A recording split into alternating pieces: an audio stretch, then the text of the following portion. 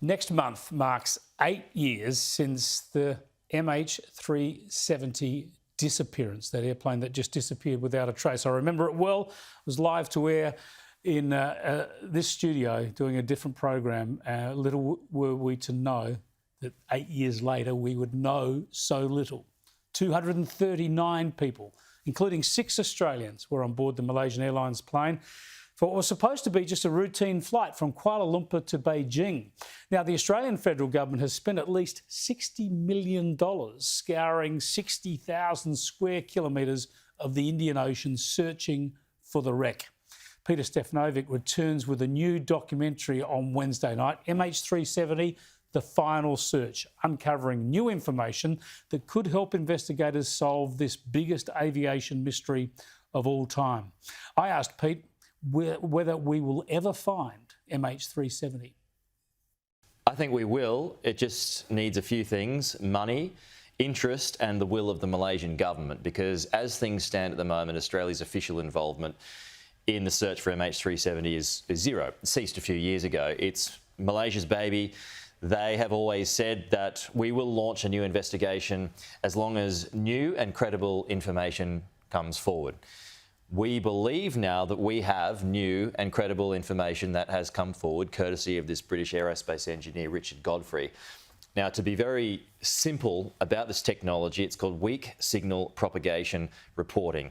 What it means is that he has been able to track data points by, of all things, amateur radio or ham radio users, and he's been able to track the flight. What he's found is that there has been a crucial 22-minute time period here that narrows the point of impact from the plane to the northern part of the search zone, which we have searched before. So again, new, credible. The ATSB says it's credible information. So we just need the Malaysians to stump up and go again. So this is the new information in your doco for Wednesday night. It helps narrow the search area again. You need the Malaysian government. You mentioned Australia. Australia's probably done more than enough already when it comes to searching for this aeroplane. What about China as well? A lot of Chinese citizens on board, and of course this plane was originally destined for Beijing. Any chance that China will help out? None. There is about as much interest coming out of China as there are, to be fair, from Malaysia. Malaysia has been very difficult to get anything out of.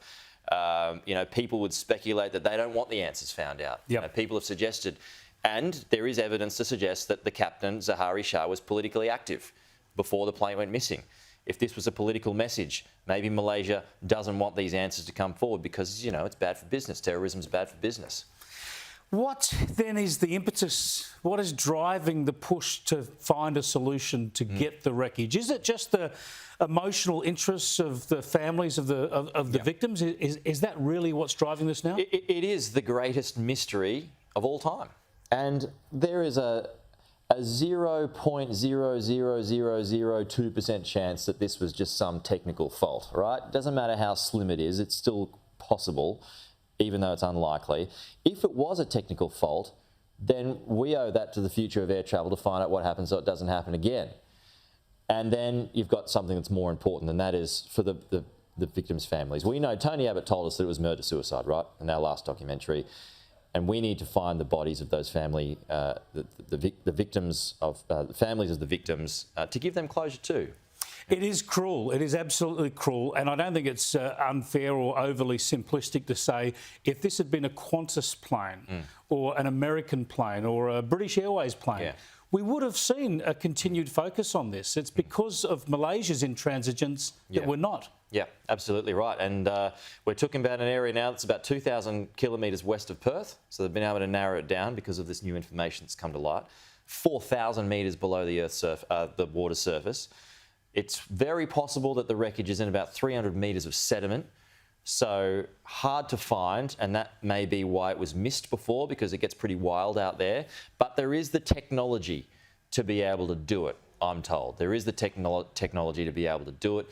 Again, getting back to that first point, you need the expense and you need the willpower.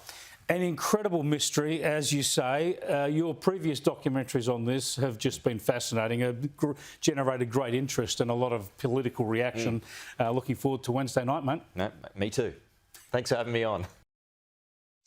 Yeah, MH370, the final search. That'll be 8 o'clock here on Sky on Wednesday night. Can't wait to see that one. Let's hope that they do find the wreckage. As Pete says, it's just so important for the closure for those families. And we all need to know. We all need to know exactly what transpired in this case.